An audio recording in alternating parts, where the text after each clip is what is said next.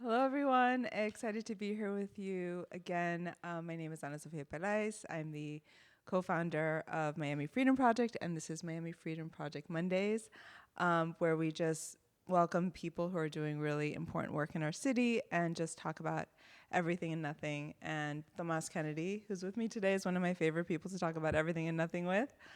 So welcome, Tomas. Can you share a little bit about your background and what's your work in Miami? What defines Miami for you? Sure, and thank you for the invitation. So I'm an immigrant from Argentina. I've been living on and off in Miami since 2001. So, seeing it change and evolve or devolve, depending on who you ask. But yeah, I was undocumented for a long time. I didn't have any papers, so through that I got involved in immigration-related activism. Um, well over a decade ago, and through that I started volunteering. Eventually, started working in the nonprofit, political campaign sector, and it's been a wild ride. But here I am.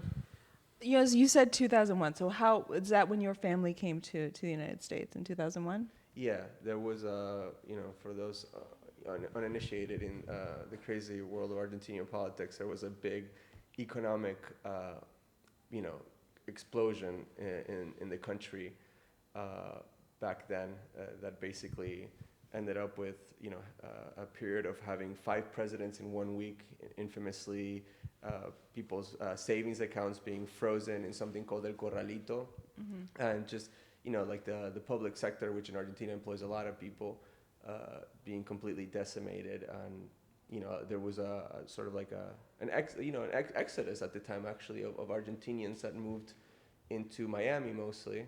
We were a part of that. We settled like many other Argentinians in the North Miami Beach area, that at the time was still kind of, but at the time was called the Little Buenos Aires, and it was a lot more affordable back then. Yeah. It's really changed. So can I ask, how old were you in 2001 when your family was experiencing this I was change? 10 You were years 10 old years old. when I got here. Yeah. So you remember coming. Yeah, I remember actually. What was your family's expectation that they were only going to be here while the crisis, well, they were, while the crisis kind of got to a place where it was more livable or more accessible, or did they already think that this transition was going to be permanent? No, they thought it was like a mostly permanent transition. I mean, immigrants often have like, this like idea that like I'm gonna retire back in my country. So I don't know if it was like for their whole lives, but they wanted to come here and like develop a life. In fact, my dad has a sister and a brother that live here. In fact, when we first landed in the United States, we were in New Jersey, and we were there for 6 months. And my dad, my parents, like many other immigrants, didn't really understand how restrictive actually immigration law is, and how, pathways to citizenship are not easy, if impossible, for most immigrants actually. So they thought that, through a sibling petition, they would be able to pretty rapidly become U.S. residents, and that was just not the case, right? I mean, like a sibling petition can take over 2 decades, right? It's very tedious. And then 6 months after we got here, 9/11 happened, right? So after the 9/11 attacks, there was a restriction of immigration laws across the country. For example, when we first moved to Miami, my dad was able to obtain a driver's license here. This was a state that actually allowed undocumented people to get a driver's license. And after the 9/11 attacks, that was not the case anymore.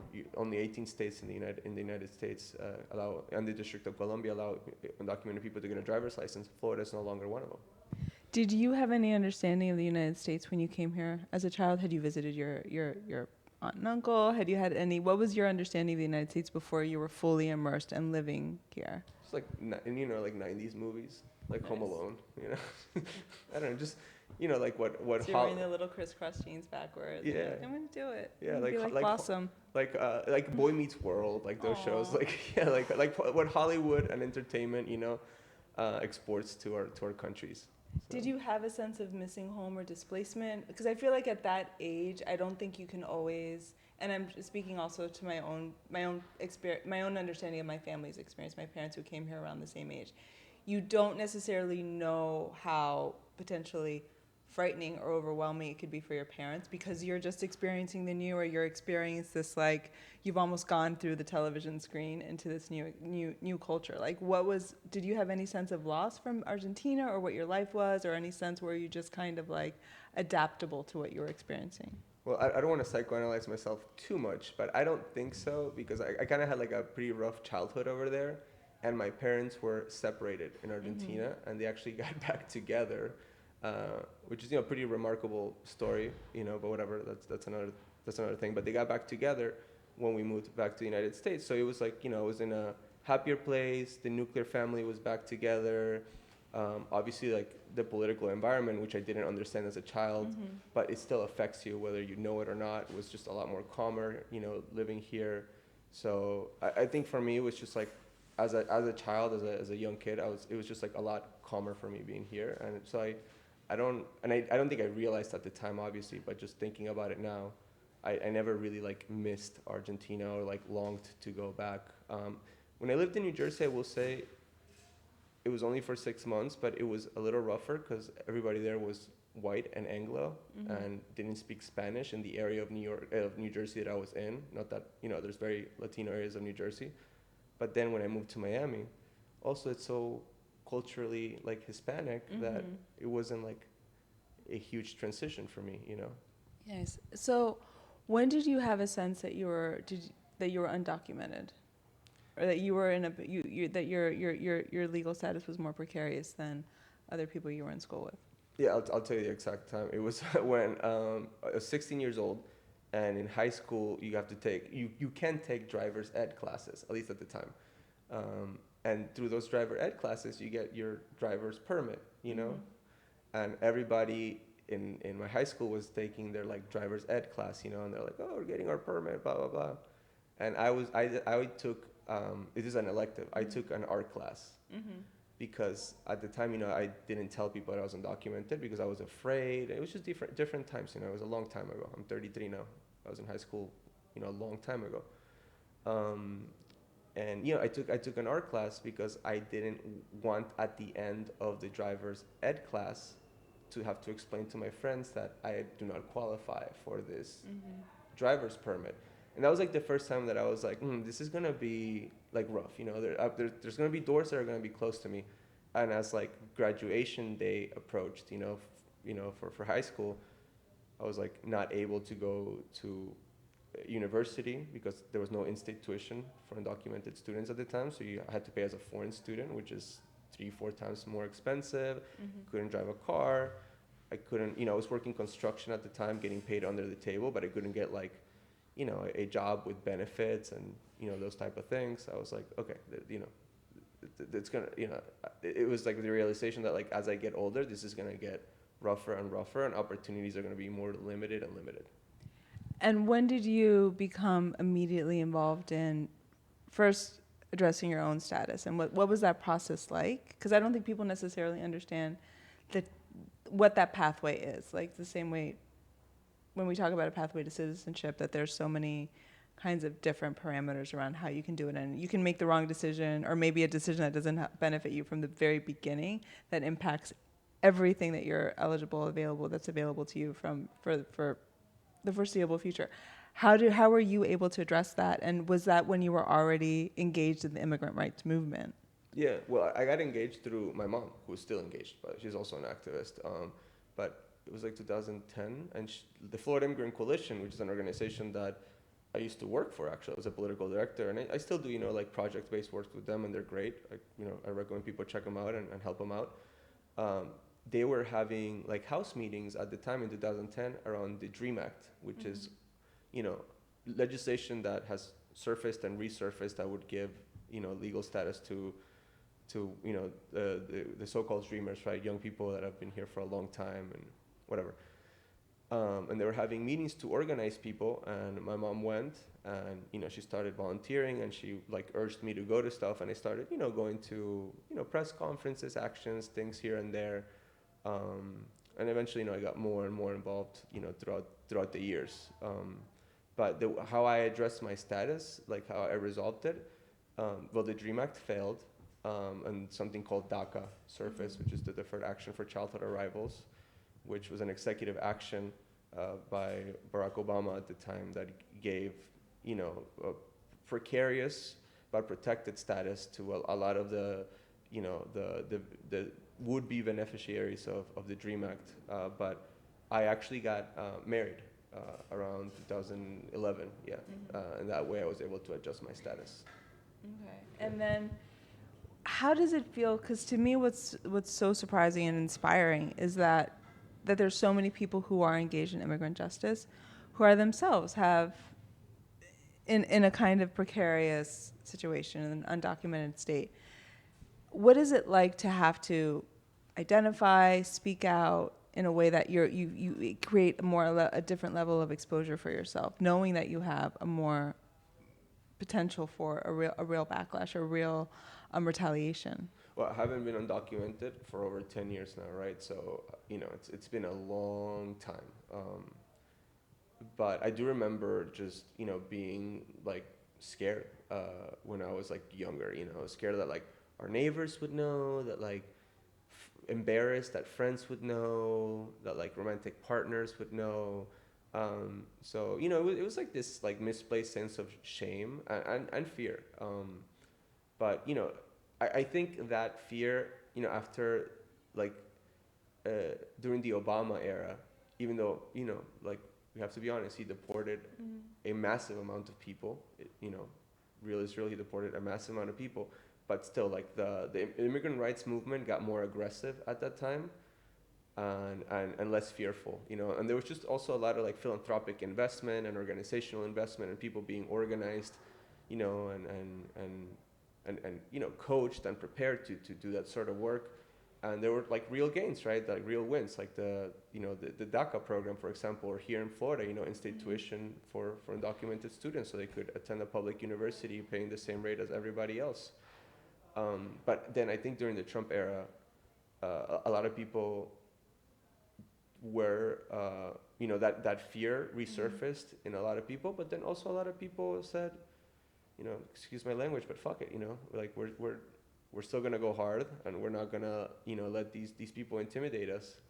So, I don't know. I just think that like the culture, that the immigrant rights movement has, it's just more aggressive, less fearful, and people are not gonna go back to that like fearful place that they were maybe like 20 years ago. And I think the first spark of that was like you might remember the 2006, 2007 immigration marches during the Bush era that were like massive. I mean, we still haven't seen something like that at the time. But, at the same time, we need to see more movement in the immigrant community and more solidarity if we're ever gonna, get a pathway to citizenship through immigration reform at the congressional level, because we've never been able to reach like a critical mass of people out in the streets, or people being mobilized like we saw in 2006, for example, in my opinion. I think it's been, you talked about things devolving in some way, and I think when we think about how we talk about immigration, it did feel like we were on a trajectory towards acceptance, and normalization and regulation in a way that you felt that you were on a path to bringing people and recognizing people who were already part of our society and recognizing their contributions, and that it was always a question of when, not if. And then it feels like in that kind of inertia that settled into the movement in not getting these kinds of larger, comprehensive reforms passed, it allowed for, there was almost like a corrosive element of fragmentation where immigrants are in many ways divided against themselves.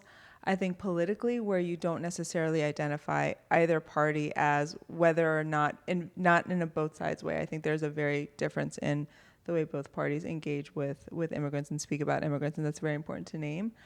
But as far as feeling invested in either party, being able to provide a solution and willing to expend any kind of political capital in seeing that solution through, which are two different things.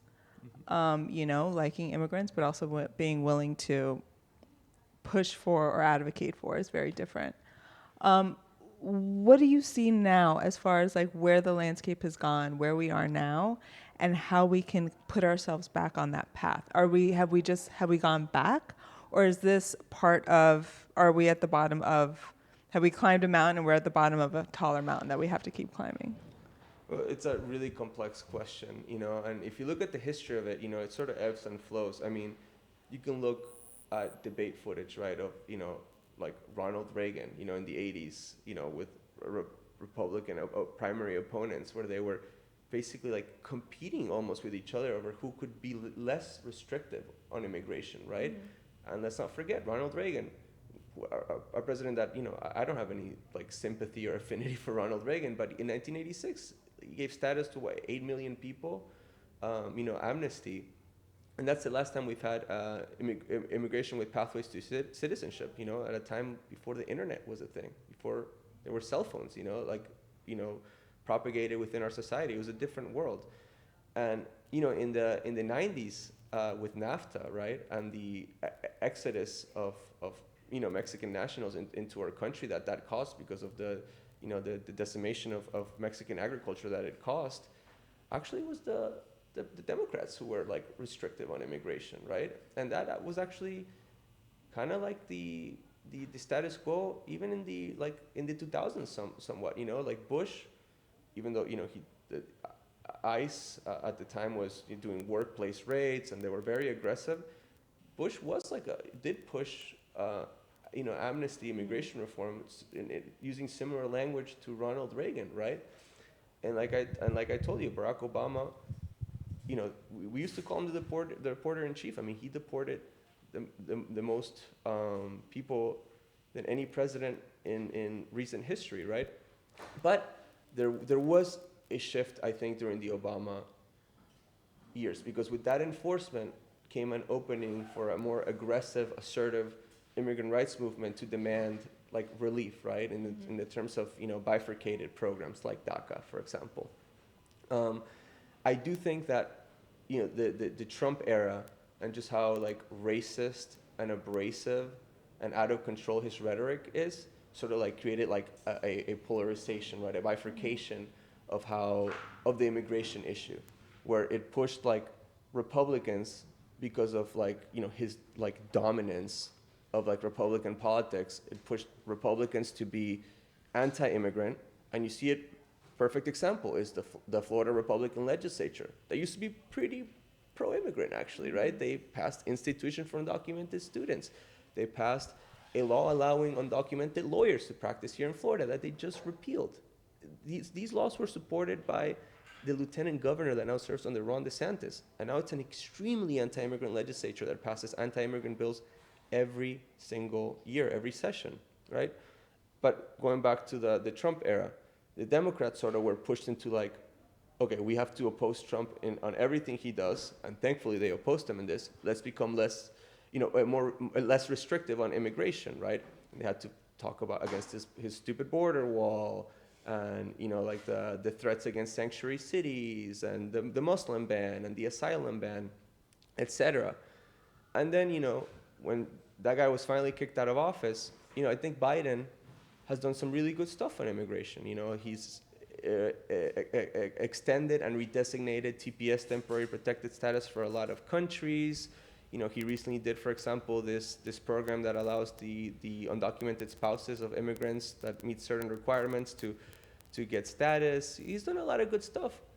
But as, you know, as the Republicans weaponize the issue and it becomes a political liability for Democrats again, what do? They started moving right again on the issue, right? They literally replicated the asylum ban that Trump tried to institute and that was blocked by the federal courts in 2018.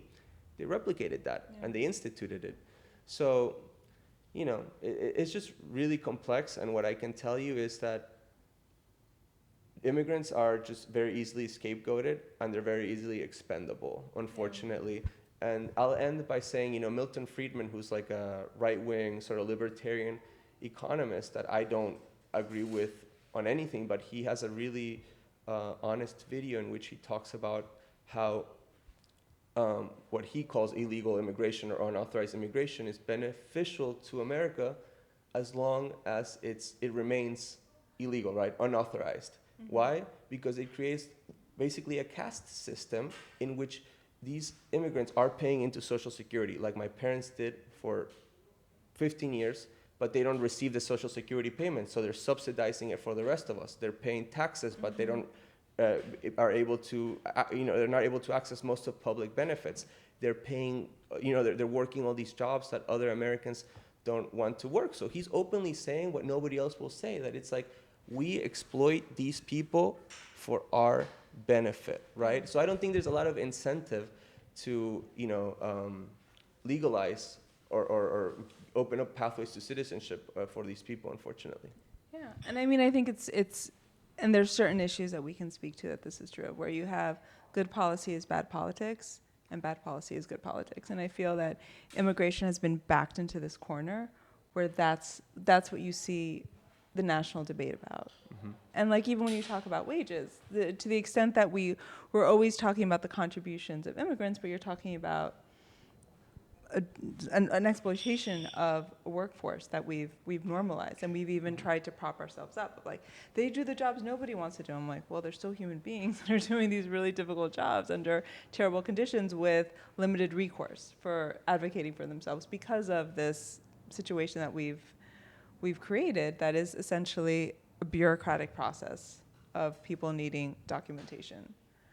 And it's almost like to even like project that blame onto them of like, who's running this? And you're like, you're running it. This is your country. This is how you're identifying people in your country. So I think there's so many challenges to this moment. How would you even begin to think about us breaking through this lock of people just, again, willfully messaging and not wanting to have the conversation about what the actual proposed solutions could be? Proposed solutions to basically like the immigration question, like the immigration question, like how can we put this on a track towards productivity? Because I think, to me, what's interesting, and this is coming from having this conversation in Miami, that this is a very proudly majority foreign-born city. So we're seeing people engage on this issue at all tiers of government who are of this experience, and that's also a rare. That's not something you see across the country. There's parts of the country where this is an abstraction. And here we've lived that experience. We've legislated it from both directions. And I don't think people really understand how someone with a Spanish surname, with an accent, with an experience of having sought refuge or asylum or been a migrant, legislating the way that they do. Yeah, I mean, I think that there's a lot of psychology to that, mm-hmm. and there's just like a lot of just like wanting to like assimilate, or like, I don't know if it's like assume like whiteness, but like they just don't want to be perceived as an immigrant themselves, and I think there's also just like a lot of like economic anxiety, and I don't say that as an excuse because a lot of people do, but I think there is a lot of economic anxiety, in the South Florida community, particularly like, you're Cuban. Let's talk about like Cuban families that they came here decades ago and they were able to start like businesses and like progress and buy a home. And there's like this like whole mythology around these like families that came mm-hmm. here and were able to get ahead. And all of a sudden, like, that's a lot harder to do in this community, Like, it's a lot harder to buy a home. It's a lot harder to start a business that stays in business. And instead of just like, really like dissecting why that's happening, it's a lot easier to listen to a demagogue that's like blaming, like the immigrants. I mean, I'll tell you, I've been citing this report everywhere I can cite it. It's from the Florida Office of Economic and Demographic Research. So it's a Florida state report. It's not from a partisan, or advocacy organization. It's from Florida. And they talk about demographic trends that are actually indicative to many places in the United States. The report basically delineates how younger people who participate in the workforce are moving out because of the cost of living crisis, and how retired, like boomers, seniors, are moving into the state that are not participating in the workforce. And even more importantly, death rates are rapidly overtaking birth rates in the state of Florida. And it also acknowledges like decreasing labor participation rates, aka worker shortages. And this Florida State report actually says what we need to alleviate this, we're not going to solve this with pro-natalist policies. That's not going to work. It never does. We need net migration into the state. We need migration. So, there was an article in the Washington Post a couple of months ago from the mayor of Pittsburgh, Ed Gainey, that he was quoted, "I beg Greg Abbott, the governor of Texas, to send those migrant buses, send them into Pittsburgh because we need more workers. We're also an aging city. We're a city that's trending badly demographically." Let's talk about Springfield, Ohio. That was just in the news over this, the idiotic pet eating comments from Trump and J.D. Vance. The Haitians that are there, first of all, a lot of them are on asylum or TPS, status, and they have been lured there by the city itself. That was like, we need more like revenue generated. We need more tax revenue. We need more workers. We need more economic incentive in the city. So what I'm getting at is there needs to be better coordination between the federal government, like immigration agencies, particularly at the border, and just organization around where immigrants can be placed in terms of work placement, where they can go that makes sense for them to go, because a lot of them will go, how they can, arrive in a place where they may have family and, do jobs that perhaps, there's a capacity need for it. Like, people might look at this and disagree, but these are the facts. The country is not full. There are work shortages all over the country, and there's budget deficits, in a lot of cities and states and municipalities. And again, we need immigrants to fill those jobs, to generate that revenue, and more importantly, to keep Social Security, solvent. So there's a place for immigrants, but it requires organization and competency. Yeah, and I think we also, and again, thinking of Miami, like how you can reconnect people to that experience of being immigrant where you're not closing the door behind you. Because we look at Springfield, Ohio, and I think, I do think it hits differently in Miami because it's a diaspora that we know and we understand who they are as neighbors and what they offer culturally and how they, who they are professionally and every capacity of our city. So we understand what and who Springfield is speaking of. And for them to have been invited in and then have misinformation or just wanting to target people almost divide. It's like people don't believe what's in front of them and who's in front of them, as opposed to what this messaging is. It just seems to overarch and just seems to be driving something that's almost beyond our own capacity to process our own experience of people. Like you said, with in the 80s when people weren't able to organize through social media, through tech, yet somehow they were more open or maybe less easily antagonized by anti-immigrant rhetoric in a way that we are now, even though you would think we have more information. So how do we break through this experience? How do we make the experience of immigration, our own experience of immigration, who we're interacting with, be what guides our immigration policy, as opposed to letting this issue be hijacked in a way that we don't even recognize ourselves in it and we don't feel that we're best representing the people who we're of? Well, if I had an answer, I'd be like a best-selling author. I'd be like, so it's a tough question, Solve it, Tomas. And I'm trying, trust me. But for example, I'm not sure that a lot of people in this community pushed back hard on the Springfield comments. I saw it myself, but a lot of people didn't, and I'll give you an example. Let's start some podcast beef. Yeah. Jaime Bailey, who is a very famous, Peruvian journalist. He has a show on Mega TV.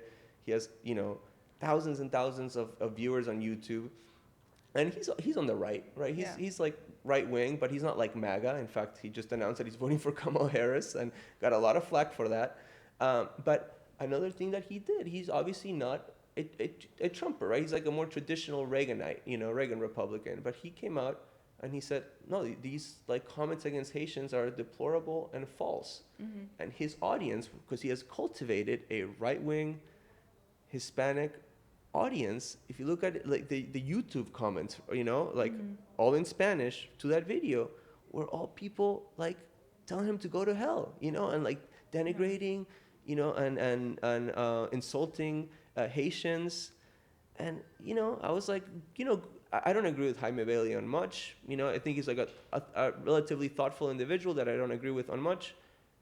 And I was glad that he came out and denounced those comments. But at the same time, it's like, dude, that's the audience that you've cultivated. Yeah. That's the audience that you cultivated. And, when you're obviously not comfortable with where that audience has been led, and like, the chickens are coming home to roost now, and they're like, they're biting you. So it's just rough because we're living such like a polarizing, world, like a social media environment, entertainment environment, news environment, where I'm even myself, I felt like I have been guilty of it the last few years, of just being like extremely like partisan because of just like my rage at like, right wing officials and like the right wing politics of Florida. But like I'm trying to be less so, because obviously always standing on my values and what I believe, like I haven't really changed that. But I do think that,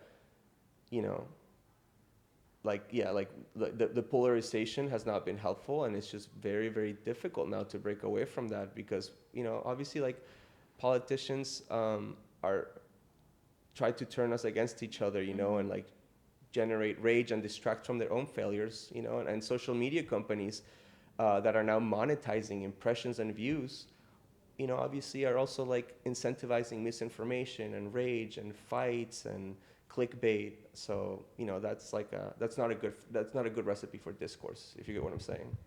Absolutely. And I do think I have, where I land politically, and like just like I've just always been more in the kind of progressive space since I was a child. Like you have an instinct towards, that you align in a certain direction, just like, or what if you look at a policy, just what your approach is.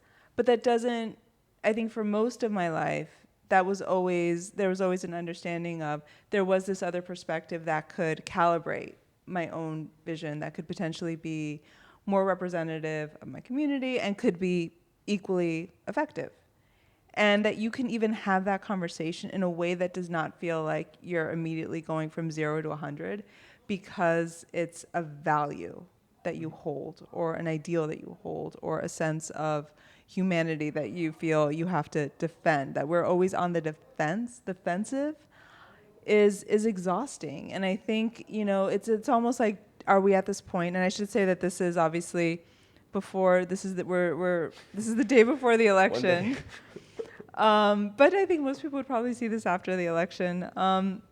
There is this sense of like, where do people really want to continue this, or are people going to get tired of being this angry? And I do think people will. Like, I feel like you can get tired of anything, a good thing, a bad thing, and I'm hoping that people are going to want to step away from that polarization, because it is exhausting and it is counterproductive. I think we always feel good. I feel good when I can, sit across from somebody in my family who I don't agree with on who they're voting for, but have a decent conversation about housing or transit or something, or climate, or sense like, oh, okay, this person does still want a greater good, or they're just wired in a way that's different from me, but ultimately we get to a place that's positive. I always feel better after those interactions, more so than if I had like dunked points on someone. And it's I just don't know what it's going to take for us to get there on the scale, because I feel like people are there, but then we get swept up into another election cycle that feels like it's just identifying all of the division. Yeah, I agree. And there's certain metrics that, like support what you're saying. I mean, Americans, in the last 4 years have been tuning out like the news, for example, right? And social media, content around politics has also been, like increasingly less popular, right? And that's both, I guess, a good thing in terms of like people's brains not being like rotted by like politics, but it's also a bad thing, right? Because what we should have instead is like news media that has like good, informative, substantive, like profound like discourse, right? That's like academic and engaging and professional, and with notable exceptions, we don't have that, and again, we have like social media political discourse that again incentivizes clickbait, misinformation, fighting. So it's I do think people are increasingly tuning out to toxicity, and your average person, you're not gonna like, it's not gonna devolve into like a shouting match if you talk to them about politics. But the problem is that the people that are in charge of like sort of like moving the discourse, the political narratives, are very like partisan and toxic. Yeah, I mean, I think it's interesting. Sometimes, this is just a totally random thought, but I feel like probably like 2000s, there was this sense of like us being too immersed into celebrity culture.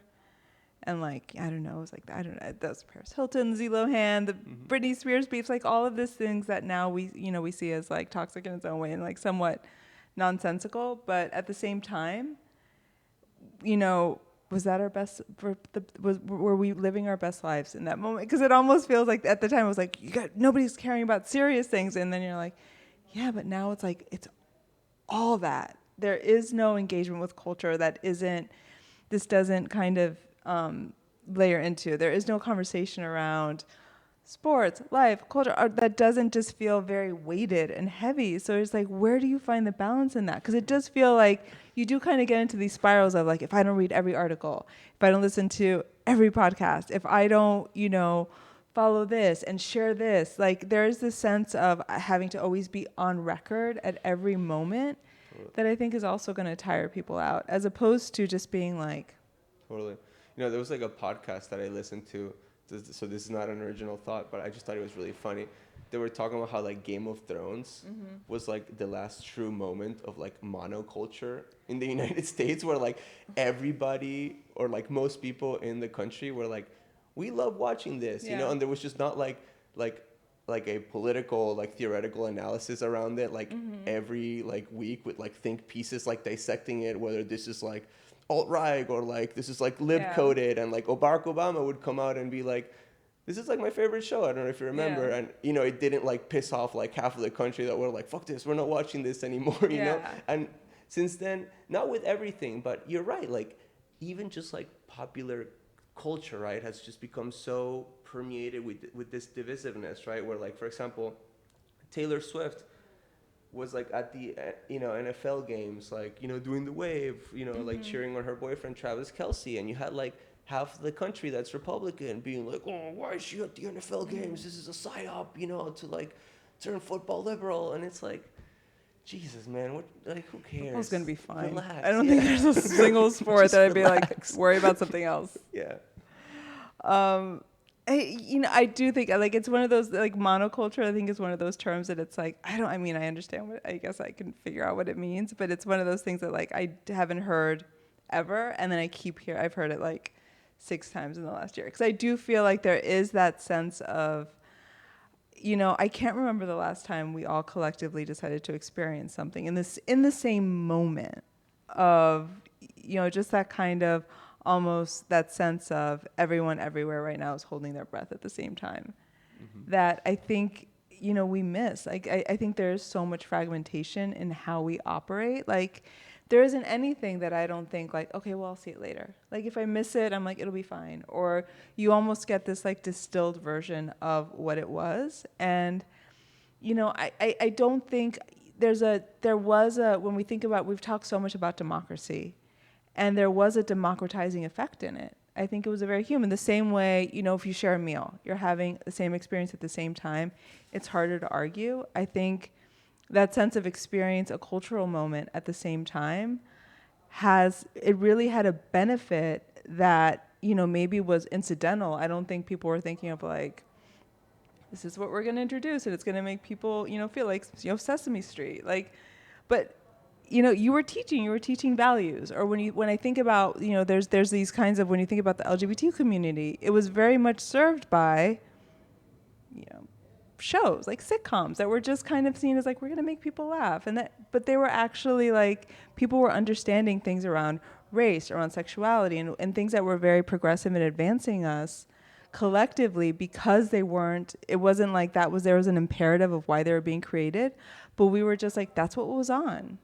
And you were having this human moment, and you were talking about it with other people the next day, and you were experiencing it in real time in a way that I don't know we're going to be able to come back to that, but how do we get to a place where we can be those people to each other without having this kind of platform that was kind of overarching, that we would all have to pay attention to the same thing at the same time?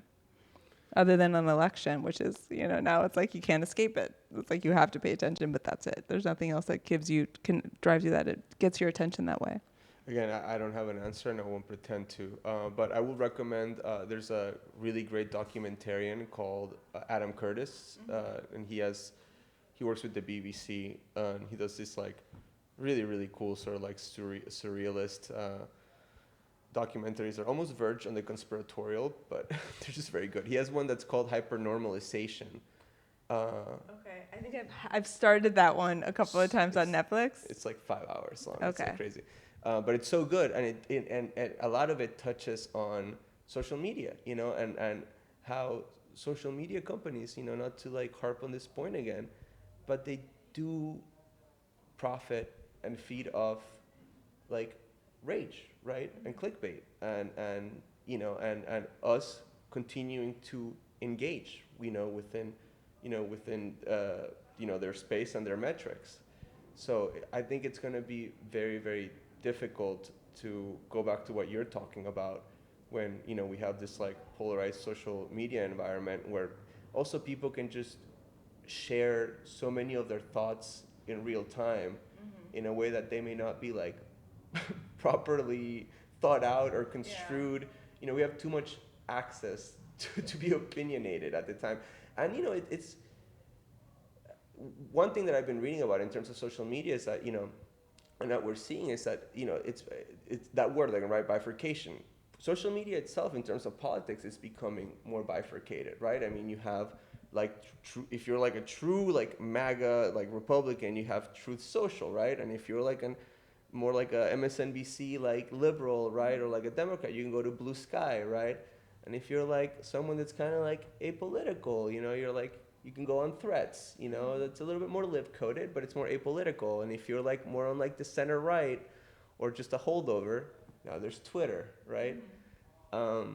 So I don't know, you're even starting to see like people sort of like tribalize within social media apps. Whereas before you had, I mean, you could say that it was like sort of like a bit like a monopoly, but Twitter was sort of like a global town square where like you could really like debate and share ideas and see news from all kinds of the political spectrum, and it's not really that anymore.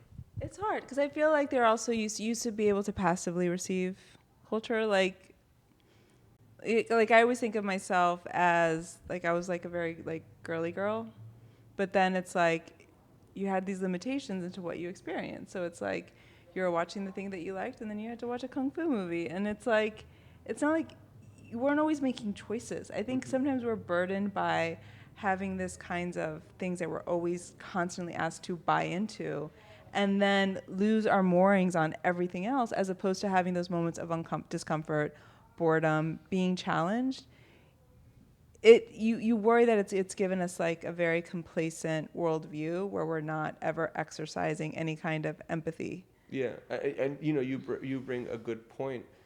In terms of like the choices that we can make now in terms of the content that we can consume also influence how that content is created and the orientation of that content, particularly in the political world, right? It's called audience capture.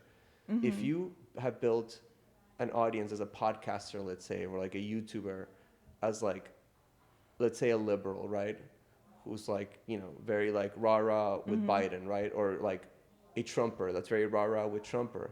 All of a sudden, you're going to be like, if I start criticizing Biden, or Trump, Mm-hmm. I'm gonna lose followers. You know, I'm Yeah. gonna lose subscribers. And if you've monetized those social media channels, then you're really gonna be like, "Ah, I don't know, you know, I'm not gonna take that risk." And that's a Yeah. real effect. It's called audience capture, and I think again, you know, people have like become tribalized also in the way that they consume information. You know, I'm not the first person that's ever said this.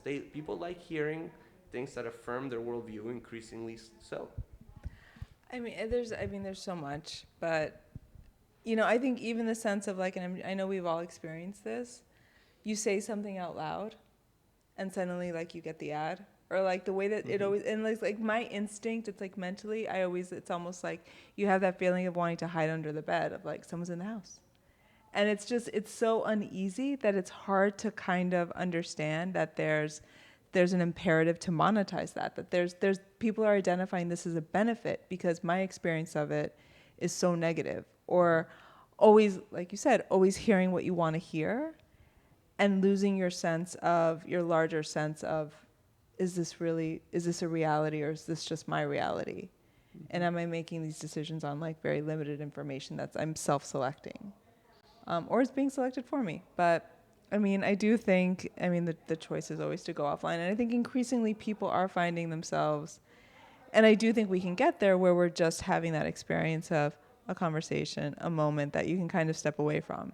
Yeah. I mean, we have such a hard time getting our minds around how do we make this possible? And then like, a month from now, we're going to be at Christmas, and suddenly like, you're not going to be as like immersed, and you're just going to be like, oh wow, I can do this really easily for a couple of weeks. Just like talk to people and not feel, that you're kind of always have to go into every conversation on guard or ready to present something or ready to fight something or ready to kind of be very strident in what you're feeling in that moment. You can just be.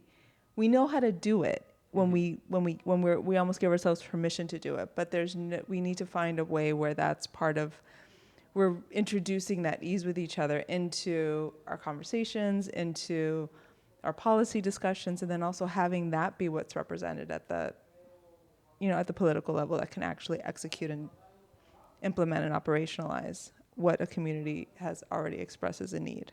Yeah, I agree. I mean, in terms of like, you know, the being less in social media, I used to post like a maniac, and I'm like posting a lot less nowadays. You're a lightning rod, and I appreciate that. Like, I think you're someone who I always look to see kind of like what you're saying, but I don't think it's an easy place. And I think there's a lot of people who are that for other people, but other people, you take on a strain, or you take on a direct hit that other people don't have to experience. So I think that's, Thanks. you're allowed to take a day off from social Thanks. Yeah, media no, at the I'm most. increasingly more.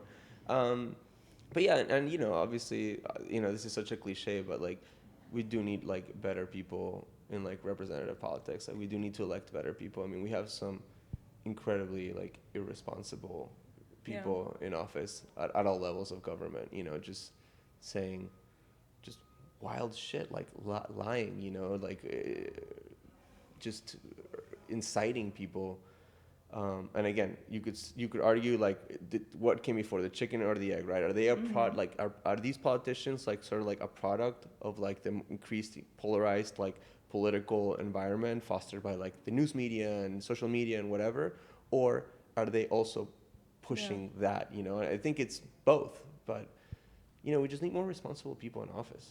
I think we need more responsible people in office, and I also think if there's any way that we can collectively like lend ourselves to that, I think the experience of people being in office, people have to feel like they can impact change, and that it can be something that they want to live their lives. It's not like, the way that we talk about politicians, the way that we like, it doesn't feel like an arena a person of good faith would necessarily want to. It's not that they don't. They do all the time. It's really good people that are trying to. I really admire anyone who can kind of say like, all right, it's me. Yeah. I'm going to go for it, because we don't make it easy on anyone, but then we also need to kind of almost like de-escalate our own rhetoric and how we engage with them, because it's so that good people of good faith and really dedicated to being of the community and representing those values can feel like they can be be out there. because it's, yeah, I mean, I understand why somebody wouldn't want to do it. You know, I know I so would, many I would like never run for confident, office. thoughtful people who everybody has that conversation like, do you want to run for something? Do you want to run for something? And it's like, and I understand why they don't want to spend, expend that effort and put that on their families and have that kind of professional derailment for something to go wrong when it's really a representative of what I feel like it's something that we project onto people or into a political space. That's says as much about us as about them. And we have to find that what that correction is, what that calibration is, if we want to have, more positive outcomes and have people feel that they want to represent us. Totally. And I mean, structurally, I mean, you're swimming against the tide, once you're in office. I mean, like, let's dissect, like, the City of Miami Commission, right? Where, after Mark Sarnoff left that District 2 commission seat, we've elected, actually, people that have been backed by, like, labor unions and, like, the Democratic Party infrastructure, and, like, you know, advocacy organizations, grassroots organizations. I mean, we had Ken Russell, then we had Sabina Koval, and then we had Damian Pardo. Now we have Damian Pardo, right? And I think obviously they're like better, even though I've been very critical, for example, of Ken Russell, but I think those three people were better than like the other, characters in the commission, like Joe Carollo, for example, who's like, like that guy's like a criminal, or DLP, who actually, is a criminal. Like he's literally got arrested, Yeah. for like on like I think 91. both at this point. Yeah. Being investigated. But again, like I think it's fair to say that they've fallen short of the expectations that were placed upon them by the ecosystem that elected them, and that's because you get into these places, and I say this as somebody that worked in the Florida legislature, and you have to like answer to like your donors and the money that got you there, and like the lobbying interest that and you have to build alliances with your fellow commissioners and stakeholders to get things done, and they're corrupt or like quasi corrupt, and it's just very difficult once you're in office, aside from the professional and reputational hit that you might take running for office and staying there. It's also just very difficult to get things done because our politics are so corrupt and money driven, structurally. Yeah. Well, that's the work. So, Bummer. It's going to be great. No, look, I think, and I really do feel this way. I do think that people get tired of being angry. Yeah. And I think I might be just projecting my own tiredness. Like, we're at the end of a really long GOTV season. I feel like my waking life is somewhere in between like sleeping and crying and tiredness, just because out of the sheer exhaustion of being so intent on feeling that you feel so personally responsible for bringing about an outcome, yet being one person, one vote, and just wanting to see the community, your city, your state, your country move forward in a positive direction because of everything we've talked about, because we can't be at this level of intensity and polarization and division interminably. We have to find a better way. We have to kind of get the ground underneath us again. And I do think that's what the opportunity we have tomorrow, to really put ourselves on in a positive track, and also really think about it as whatever happens, we have to move forward with the policies and the advocacy that we want to see in our community. And I do think there's so many opportunities here because, in the work you do on immigration, I do think if we can get to the point of understanding and conversation again, because people have such an inherent knowledge of what it is to have been an immigrant or migrant, a family of a family that has experienced migration and displacement and refuge, that there's real potential there. And I think, to the extent that we can become a place that's identified as having been the solution, the same way, in many ways, the Dreamers were originated in Florida, and there's so many like incredible advocates that, you were a part of that movement to kind of see it, to come out of here. There's nothing, the kind of material that we need in the understanding that we have in the state is incredibly powerful. We just have to, believe in it in a way that, we can start seeing those results. Agreed. And, I know it sounds like corny, but the way our politics are structured you need like bipartisan agreement to get something as big as immigration reform done. So Yeah. it's going to have to happen or it's not going to happen. But I think it's totally doable. I mean, politics, as we saw with Trump, things change quickly. Yeah. You know, things change very quickly. So, you know, we just have to keep pushing and seeing where the openings are. Working smart. Working smart, not harder, and probably both. Yeah. Probably both. Let's be honest. I think we're wrapping up now.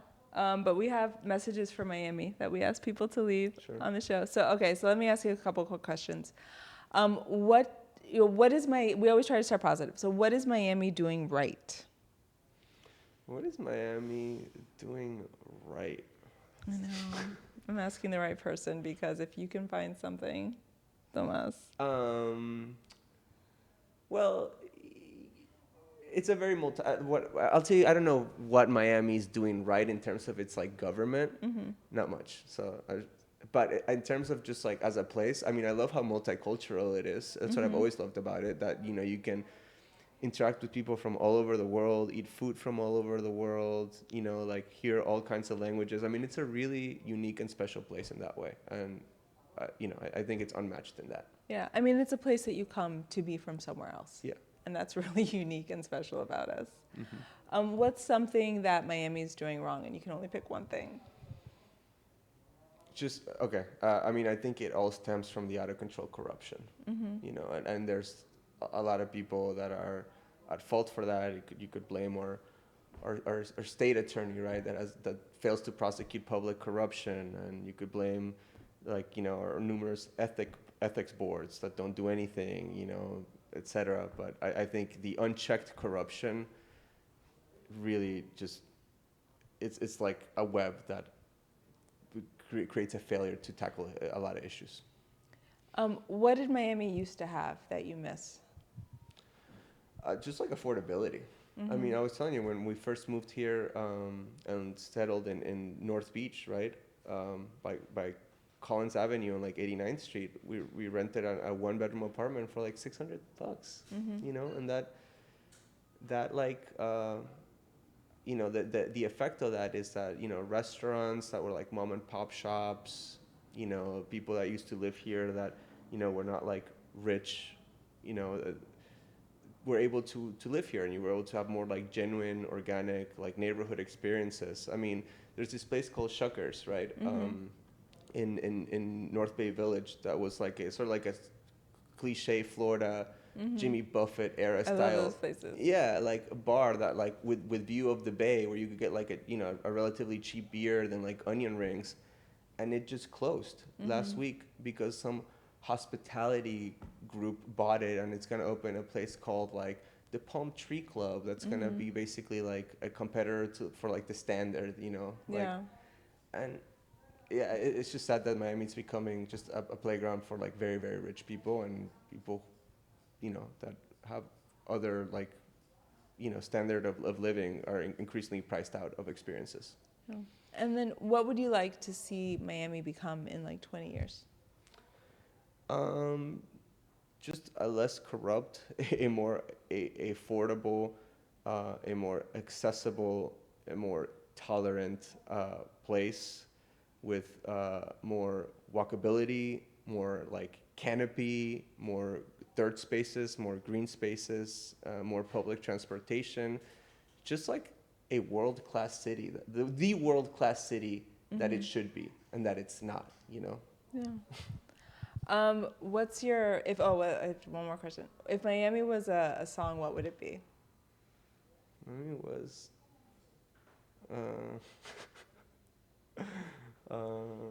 I don't know.